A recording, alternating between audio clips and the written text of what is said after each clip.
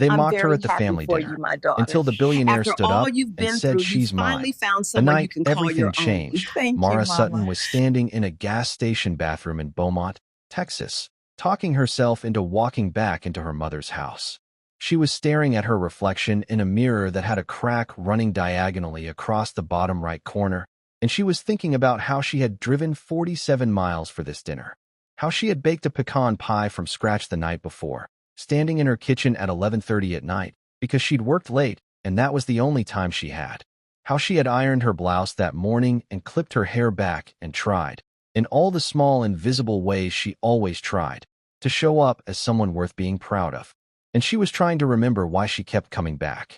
Every 6 weeks, like clockwork. Every holiday. Every birthday dinner and Easter lunch and random Sunday that her mother Judy decided should be a family gathering. Mara showed up. She brought food. She sat at that table.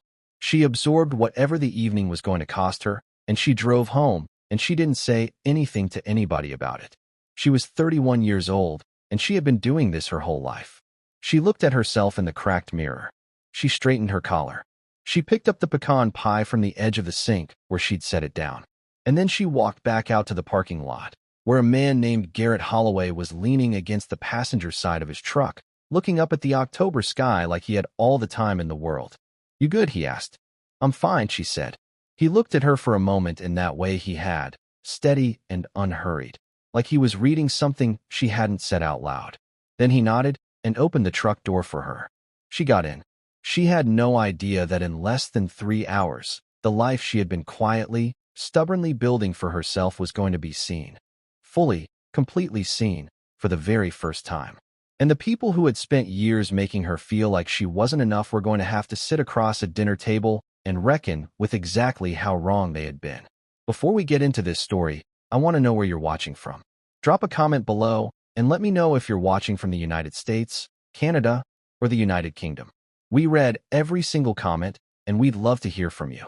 And if you haven't subscribed yet, please hit that subscribe button, because what you're about to hear is a story about what it costs to keep showing up for people who don't see you, about the kind of dignity that doesn't make noise, and about one dinner table moment that changed a woman's life not because of money or status, but because one person finally said out loud what she had deserved to hear for 31 years. Now let's get into this. To understand what happened that October Sunday, you have to understand where Mara Sutton came from. She was born the middle child in a 3-bedroom house on the east side of Beaumont, Texas, the kind of neighborhood where everybody's father worked in refinery or trucking, and everybody's mother kept the house running on a budget that required real skill to manage. Her father, Dale Sutton, was a kind man who worked long shifts and came home tired. Her mother, Judy, was the kind of woman who loved her children completely and understood almost none of them. Mara had an older sister named Renee and a younger brother named Cody, and from almost the beginning, the family had an unspoken architecture. Renee was the one who got noticed. She was loud and pretty and magnetic in the specific way that makes adults forget to look at anyone else in the room. Cody was the baby, which meant he got the softness, the forgiveness, the benefit of the doubt that middle children never quite receive. And Mara was the steady one. She was the one who got good grades without being celebrated for it, who made her own lunch by 2nd grade because she didn't want to be a bother, who figured out the bus schedule at 10 years old so she could get herself to school and back without anyone having to rearrange their day. She was self-sufficient in the way that some children become self-sufficient, not because they were especially strong, but because they learned early that needing things created friction, and friction in that house meant being difficult. And being difficult was the one thing Mara Sutton refused to be. She watched Renee perform and get applause. She watched Cody stumble and get caught. And she just kept going. Quietly, steadily, invisibly. By the time she was in high school, she had a part-time job at a grocery store and was putting money in a savings account that nobody in her family knew about. Not because she was hiding it, because nobody asked. She graduated in the top quarter of her class. Not the top 10%, the top quarter, which at her school was genuinely something. But it wasn't the valedictorian speech, it wasn't the full scholarship, it wasn't the thing you talked about at the dinner table. So it didn't get talked about. She went to a state school in Houston on a mix of financial aid and that savings account she'd been quietly building. She studied supply chain management because she was good at logistics, at seeing how pieces fit together, at tracking where things were supposed to go and making sure they got there. She graduated in 3.5 years, took a job at a freight company called Meridian Transport before she even had her diploma in hand, and started building a life in Houston with the same quiet determination she'd applied to everything else.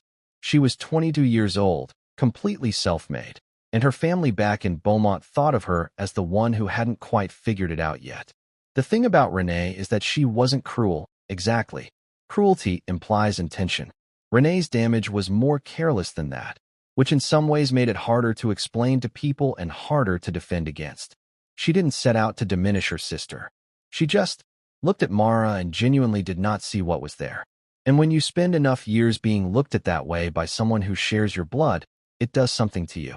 It plants a question. Not a loud question. A quiet one. The kind that lives in the back of your chest and asks, in the small hours, whether they might be right. Renee had married a man named Todd Brackett when she was 26. Todd ran a dental practice in Beaumont that he'd taken over from his father, which meant the money was already there when Renee arrived. They had a nice house in a neighborhood that had a gate. They had 2 kids. Renee drove a pearl-white SUV and got her nails done every 2 weeks and served on the board of 2 local organizations she talked about constantly, but that Mara had looked up once and found had no public web presence. It was a particular kind of success, the visible kind, the kind that photographs well. And Judy, their mother, warm and oblivious and loving in that specifically painful way, had decided that this was the template. This was arriving. This was what she wanted for all her children. She wanted it for Cody, who was 35 and had been between things for as long as anyone could remember, and who everyone in the family was still somehow very patient about. And she wanted it for Mara, who she looked at with a combination of love and something that felt like mild, persistent worry. Like Mara was a problem that hadn't been solved yet. Mara had been hearing this her whole life in the particular frequency that families communicate without saying things directly. In comments about her apartment. In questions about whether she'd met anyone lately. In Renee's casual observations about Mara's clothes or car, or the fact that she still used the same black flats she'd had for 3 years because they were comfortable and she'd rather spend her money on things that actually mattered to her. It accumulated. The way things accumulate when there's no single event to point to, just years and years of being lightly, consistently underestimated by the people who were supposed to know you best. She had met Garrett Holloway in February of that year. A colleague named Patrice had set it up. Patrice was the kind of friend who noticed things, who had watched Mara work 60-hour weeks and eat lunch at her desk and come back from every family holiday a little smaller than she'd left, and who had decided, quietly, that Mara Sutton deserved someone who would look at her the right way. Garrett was 43. He'd been a college roommate of Patrice's husband years ago, before everything. Before the company. Before all of it. They'd met for coffee on a Thursday afternoon at a place on Westheimer that Mara liked, because the espresso was serious and the tables were far enough apart that you could actually hear the person across from you. She'd been prepared to stay 45 minutes, give or take. She'd left 3 hours later. He was not what she'd expected. She didn't know what she'd expected. Something louder. Something more effortful. What she got was a man who sat down, ordered a plain black coffee, and asked her what she actually liked about her work. Not what she did. What she liked about it. She'd looked at him for a second, recalibrating, and then she'd told him the truth. She said she liked the problem solving. She liked the moment when you could see a system that was breaking and identify exactly the point of failure and fix it. She liked that the work was invisible when it was done right, that nobody noticed the supply chain when the supply chain worked, and that felt like a particular kind of craft to her. Doing something well enough that it disappeared. He'd listened to every word of it. Then he'd said, I built a company around that exact principle. And he'd asked her to tell him more. She found out weeks later, from Patrice, who had told her in the parking lot outside their office with the careful tone of someone delivering information that might need to be handled gently, that Garrett Holloway had founded a logistics software company called Fieldbridge Systems. That he had grown it from a 2-person operation running out of a rented office in Austin to a platform used by freight and distribution companies across 11 countries. That the previous spring, after 15 years, he had sold it. The number Patrice said was $4.3 billion. Mara had sat in her car for a while after that. Then she'd gone back inside and finished her afternoon's work because there were 3 shipment routes that needed rerouting before end of day, and the number in Patrice's sentence, however staggering, did not change that. She'd thought about what to do with the information for about a week. She'd almost brought it up to Garrett directly and then decided she didn't want to. Not because she was trying to be strategic, because it genuinely didn't change how she felt about him. And she was afraid that if she made it a conversation, it would become the thing they talked around forever. So she let it sit. And Garrett, who she was learning was a man who understood the wisdom of letting things be what they were, had never brought it up either. By October, she had known for 6 weeks. She had told no one. They arrived at her mother's house at 5:15 on a Sunday evening. The house was the same house Mara had grown up in, brown brick, a magnolia tree in the front yard that had gotten enormous over the years, a welcome mat that Judy had bought at a craft fair in 2009 and refused to replace. The lights were on inside. Mara could see her mother moving past the kitchen window. Garrett carried the pecan pie to the door because she had both hands full with her bag and her jacket.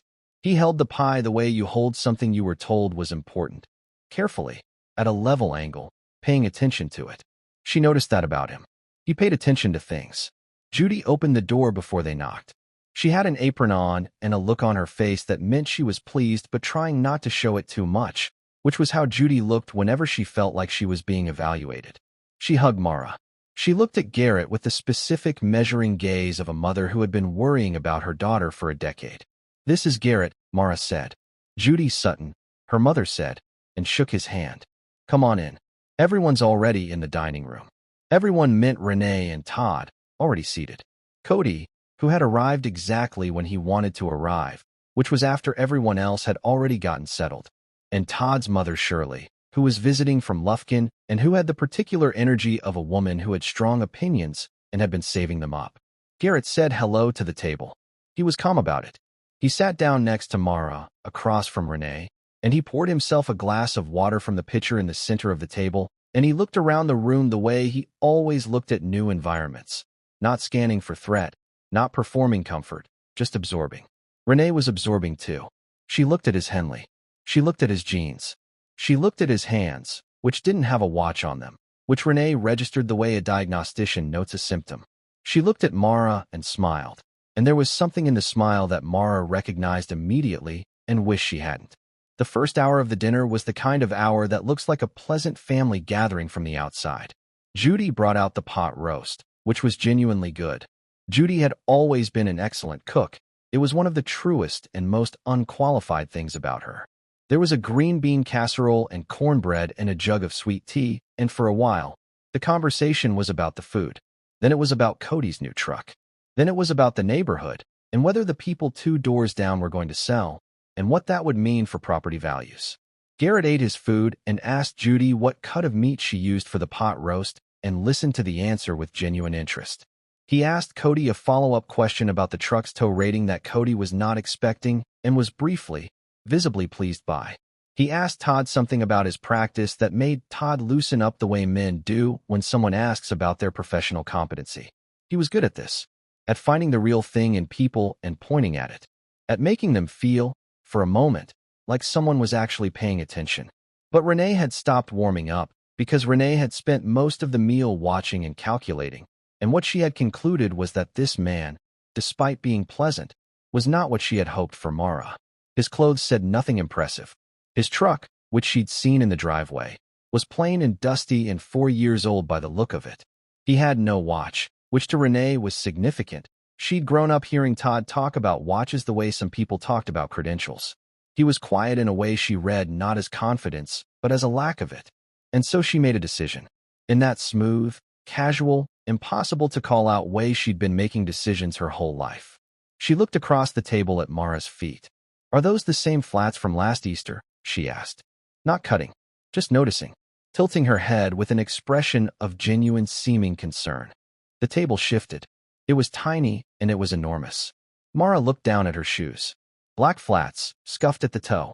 A hairline crack along the left heel she'd glued back twice. She looked back up. "Yeah," she said. "I just think," Renee said, glancing around the table as if including everyone in a shared observation, "that you could probably afford to treat yourself a little. You work so hard. You deserve nice things. Every word of it was technically kind, and every word of it meant something else. What it meant was, look at how she lives. What it meant was, this is who my sister brought. What it meant was, are we all seeing this? Mara said nothing. She picked up her fork. She cut a piece of pot roast and put it in her mouth and chewed it and looked at the centerpiece on the table, which was a ceramic pumpkin Judy had had since Mara was 8 years old. Garrett looked at Renee once. Not hard. Not with anything that could be named. Just once. Then he looked back at his plate. Cody, who had been building toward a destination this whole time, steered the conversation toward his truck again. He'd financed a lifted F-250, black, custom rims, a system, the whole thing. He'd taken out a loan he had no business taking out, but it photographed beautifully, and that was doing most of the work for him socially at the moment. He looked at Garrett. What do you drive? He asked. F-150, Garrett said. Base model. Cody smiled just enough. Pretty much. Todd's mother Shirley made a small sound that was not quite a laugh, but was pointed in that direction. Renee reached for her sweet tea. Todd looked at his plate.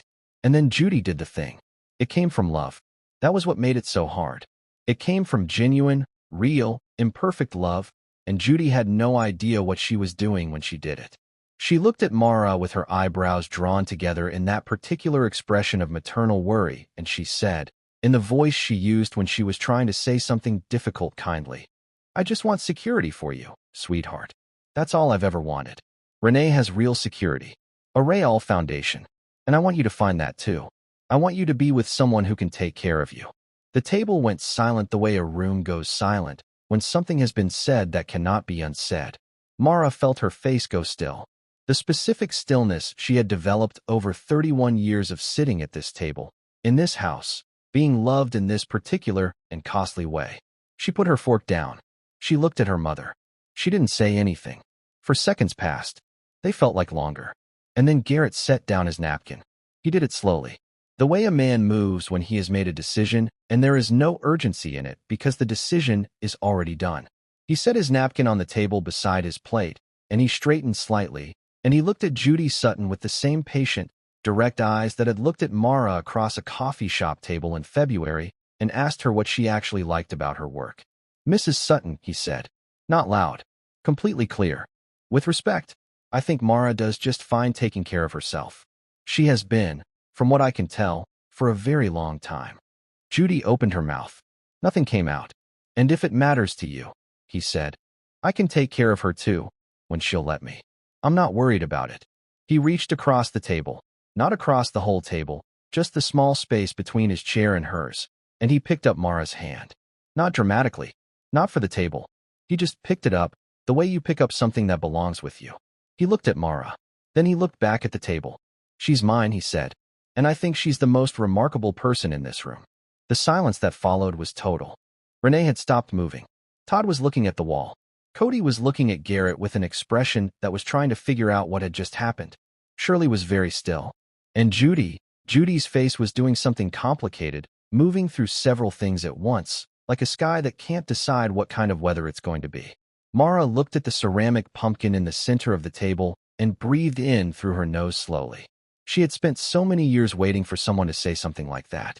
Not because she needed saving. Not because she couldn't hold herself up on her own. She had proven that, quietly, for decades. But because there is a difference between surviving and being seen. And she had been surviving for so long. Renee excused herself about 4 minutes later to use the restroom.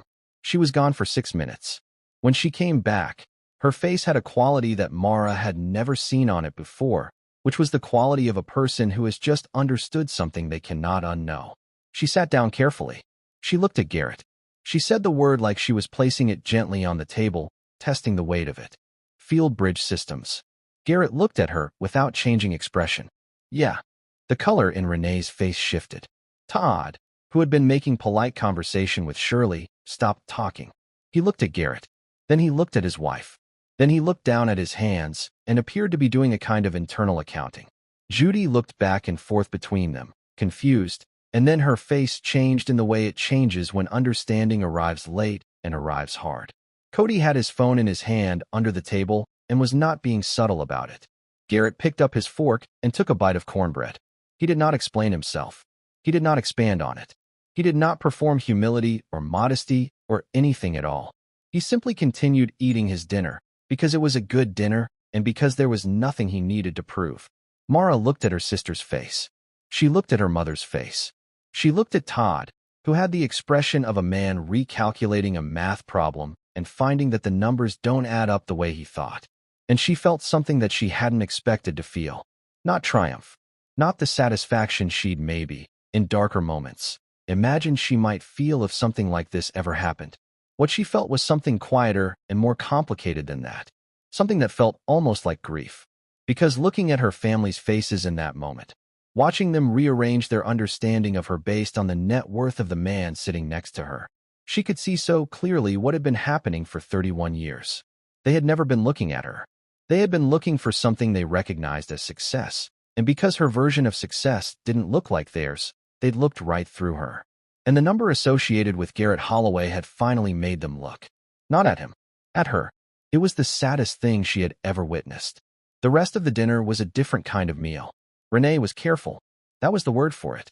She asked Garrett questions that were interested and warm in a way that was newly calibrated, and Garrett answered them without coldness, but without extra warmth either. He wasn't rude. He simply didn't pretend that the temperature of the conversation hadn't shifted, or why. He had a straight-line quality, an inability to perform things he didn't feel, that Mara had loved from the beginning. Todd became expansive in the way that insecure men become expansive when they realize they've misread a room. He talked about a property investment he was considering, the kind of conversation you have with someone you want to impress, and Garrett listened and asked a few questions and said something measured and practical that was clearly not the validation Todd was looking for. Judy kept looking at Mara. Not the worried look. Something else. Something slower and harder to read. Cody asked Garrett 2 or 3 questions about the company, about the sale, about what he was doing now, and Garrett answered briefly, not dismissively, just with the economy of a man who has told his story enough times that he no longer needs to tell it to feel like it's real. Shirley, to her credit, seemed most unbothered by all of it. She asked Mara about her work. She listened. She said, "That's a real skill, what you do, knowing how systems fit together." And Mara had liked her for it. Dessert was the pecan pie. Mara had made it from scratch, standing in her kitchen at 11:30 at night, pressing the crust by hand because she didn't own a pie press and had never needed one. Judy brought it out and sliced it and said it was the best pecan pie she'd had in years, and she said it looking directly at Mara, and it cost her something to say it, and Mara could see that it cost her something, and she let herself receive it. They left a little after 8 o'clock. Mara picked up the pie tin to take with her. There were 2 slices left, and she wasn't leaving them. She'd put work into that pie. In the driveway, Renee caught her arm. Just for a second. She held it lightly. The way you hold something you're afraid will pull away. "I didn't know," Renee said. Mara looked at her. "I know you didn't. I mean about him." "I know what you mean, Renee." A beat passed. The October air was cooling. From somewhere down the street, someone was burning wood. "But I also want you to understand," Mara said, and her voice was steady, "that I've been the same person I've always been. Everything about me that you didn't think was worth much, I've had it this whole time. None of that changed tonight." Renee looked at her for a long moment. Her eyes were bright in a way that wasn't comfortable to look at. "I know," she said. Mara squeezed her hand once. Then she walked to the truck where Garrett was waiting, leaning against the passenger door in the dark, looking up at the sky. Fig was in the back seat, turning in his usual circle before settling. Garrett drove. For a long time, neither of them said anything. The highway opened up around them, flat and lit, and going somewhere. Then Mara said, "You didn't have to do that." He was quiet for a moment. "I know. I could have handled it. I know you could have." He glanced at her. "I've seen you handle things. You're the best I've ever seen at handling things." He paused. "That's not always a compliment, by the way." She looked at him. "You've been handling things alone for so long," he said, "that I think sometimes you forget you don't have to." She looked back at the highway. The lights of Beaumont were getting smaller in the mirror. "I just wanted to say it," he said. "That's all. You deserve to have someone say it in a room like that." She sat with that for a while. Fig put his head between the seats, and she scratched behind his ear, and the highway kept going, and the night was clear, and there were stars over the flat Texas dark in the particular way they appeared when you got far enough from the city lights. She thought about the shoes. The 3 years of that particular cut. The dinner tables, and the family Christmases, and the small accumulated weight of being looked at and found wanting. She thought about all the time she had sat in that house and made herself smaller so there would be less of her to criticize. She thought about the savings account she'd opened at 16 that nobody had ever asked about. The college degree she'd paid for herself. The career she'd built from nothing, on her own terms, solving problems that nobody else could see. She thought about how she had never needed rescuing. She thought about how good it felt anyway. They got engaged the following March. Garrett had asked her on a Tuesday evening, at home, in her apartment, while Fig was asleep on the couch between them, and something unremarkable was on the television. He hadn't planned a restaurant or a speech. He'd turned to her during a commercial break and said, "I want to do this with you. All of it. For as long as we get." And then he'd shown her a ring he'd been carrying in his jacket pocket for 3 weeks, waiting for a moment that felt true. She'd said yes before he finished the sentence. They married in September in the Texas Hill Country. The venue was a working ranch outside Fredericksburg that a friend of Garrett's had lent them. 12 guests. A minister who had known Garrett since his college years, and who gave a brief and genuine ceremony under an oak tree that must have been 100 years old. Fig wore a bandana. He got photographed more than anyone. Mara wore a dress she'd found in a vintage shop in Fredericksburg, ivory silk, from the 70s, with a wide collar and long sleeves that moved when she walked. She'd had it taken in slightly at the waist by an alterations woman named Dolores who worked out of her garage 2 streets over and who had done the best work Mara had ever seen. The dress cost $240 total. It was the most beautiful thing she'd ever worn. Renee came to the wedding. She sat in the 3rd row and held Todd's hand and cried at a particular moment during the ceremony, which was when the minister said something about the particular bravery of people who keep showing up, keep being themselves, even when the world keeps failing to see them clearly. Mara hadn't known he was going to say that. She suspected Garrett had mentioned something to him at some point. She didn't ask. Judy was in the front row because Mara had wanted her there. Not because everything was resolved between them. It wasn't. Not fully. Not in the way that a single evening or a single ceremony could resolve 31 years of being half seen. But because Judy was her mother. Because the love was real, even when its expression had been damaging. Because Mara had decided, long before that October dinner, that she was not going to spend her life waiting for an apology that might never come in exactly the shape she needed it to take. Before the ceremony began, Judy had found her in a small room off the side of the barn where she'd been getting ready. She'd knocked on the door frame. Judy, who never knocked, who had walked into rooms her whole life. And when Mara turned around, she saw her mother standing there in the rose-colored dress she'd bought specifically for this day, with her hands clasped in front of her and her eyes already doing the thing they did before she cried. "You look like yourself," Judy said. Mara waited. "I mean, you look exactly like yourself. Happy like yourself." Judy swallowed. "I don't know if I always helped you be that way. I don't think I did." The room was quiet. Outside, a breeze was moving through the oak trees. "I love you, Mama," Mara said. "I know you do." Judy's voice cracked clean through. "I'm sorry I didn't see you right." Mara crossed the room and hugged her mother. Not quickly. For a long time. Long enough for Judy to stop holding herself so carefully and actually lean in. "I know," Mara said quietly. "I know, Mama." They moved to a property outside Austin that fall. Garrett had bought it years earlier, when the company was growing and he'd needed somewhere quiet to think.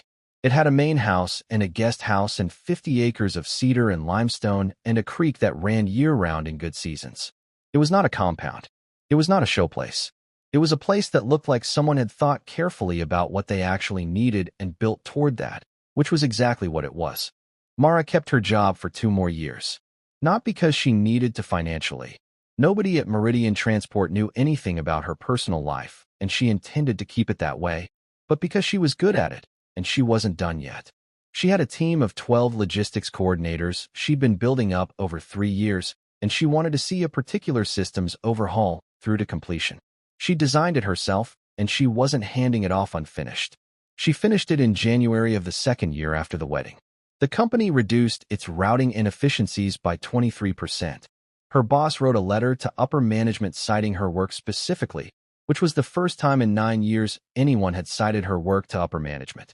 She read the letter and thought, briefly, about her mother's face at that dinner table. And then she printed it out and put it in a drawer and went back to work. She gave notice in March. She took a month off. She spent it largely outdoors, walking the property, reading, cooking things that took a long time, relearning what it felt like to have days that didn't belong to a schedule. Then she started a consulting firm. Small, focused. She took on 4 clients in the first year, all mid-sized freight companies with systems that weren't working, all referred through the industry relationships she'd spent a decade quietly building. She charged what her work was worth, which was more than she'd been paid at any point in her career. Her first-year revenue was higher than her last 3 years of salary combined. She told no one in her family the revenue figure. Not because she was hiding it, because it wasn't the point. She spoke to Renee every few weeks by phone. The relationship had changed in the way that relationships sometimes change after a moment of rupture. Not healed exactly, but renegotiated. The dynamic that had operated between them for 30 years had lost its architecture. Renee had nothing to stand on anymore, not because of Garrett's money, but because Mara had stopped letting the old structure hold. She was warmer and more direct with Renee than she'd ever been. She said, once, in one of those phone calls, without softening it, "I need you to hear that the way you talked to me for years, about my clothes, my car, my life choices, that hurt me. It cost me something. I want you to know that." Renee had been quiet on the other end of the line for a long moment. "I know," she said finally. "I'm sorry." "Okay," Mara said. "Is that enough?" Renee asked, not defensively, actually asking. "It's a start," Mara said. "Let's keep going from here." She meant it. That was the thing about Mara. She always meant what she said. Cody sent a text message the week after the October dinner that said, simply, "Hey, that was messed up how we were. Sorry." Mara had read it 3 times. Then she'd replied, "I appreciate that. Means something." She and Cody didn't have deep conversations. They probably never would. But something had shifted in him, too. Some vague awareness that the way their family had mapped the world had been wrong in a specific way that had cost his sister something real. He showed up differently in the small interactions after that. Nothing dramatic. Just slightly more careful. Slightly more present. It was enough. The last thing I want to tell you about Mara Sutton is something that happened 2 years after the wedding, on a random Wednesday in October. Almost exactly 2 years from that dinner table. She was at her desk in the guest house that she'd converted into an office, working on a routing analysis for a client. The creek was running. It had rained that week, and she could hear it faintly through the window she kept cracked. Fig was asleep on the rug behind her chair. The morning light was coming in from the east. Her phone rang. It was her mother. Judy called every Sunday, usually. A Wednesday call meant something. "I was going through old things," Judy said, when Mara picked up. "And I found something." She'd found a report card. Mara's, from 4th grade. And on the back of it, in the handwriting of a teacher named Mrs. Alderman, was a note that Judy had apparently read when Mara was 9 years old and then forgotten about for 22 years. It said, "Mara is one of the most capable children I've taught. She solves problems before I notice they exist. She should be celebrated more at home." Judy read it over the phone in a voice that wasn't quite steady. When she finished, there was a long silence. "Mrs. Alderman," Mara said finally. "Do you remember her?" "Yeah," Mara said. "She was a good teacher." Another silence.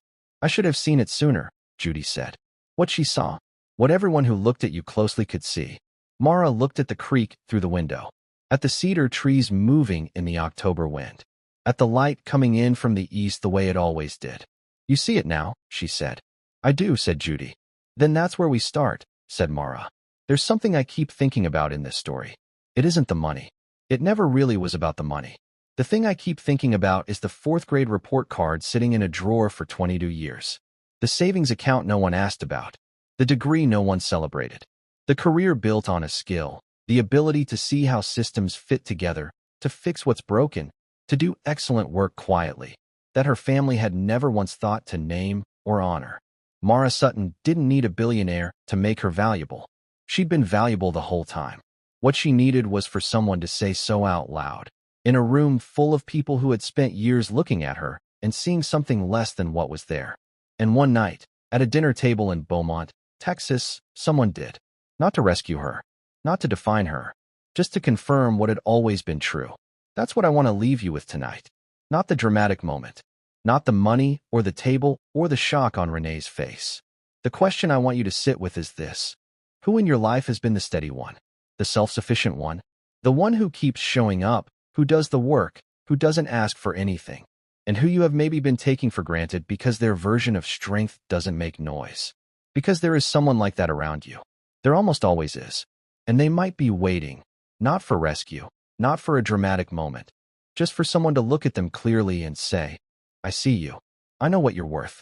And I'm glad you're here. Drop a comment and tell us. Have you ever been the Mara in a situation? The one who was overlooked, dismissed, or defined by what you didn't have instead of what you were? Or are you reflecting right now on someone in your life who might be waiting for that moment of being seen? Tell us your story. We read every single comment, and your stories matter to us more than you know. And if this one stayed with you, if it hit somewhere real, please hit that like button and subscribe. Because next week, we're telling the story of a man who attended his own funeral, sat in the back row, and waited to see who would cry. And what he discovered changed everything he believed about the people closest to him. You won't want to miss that one. I'll see you there.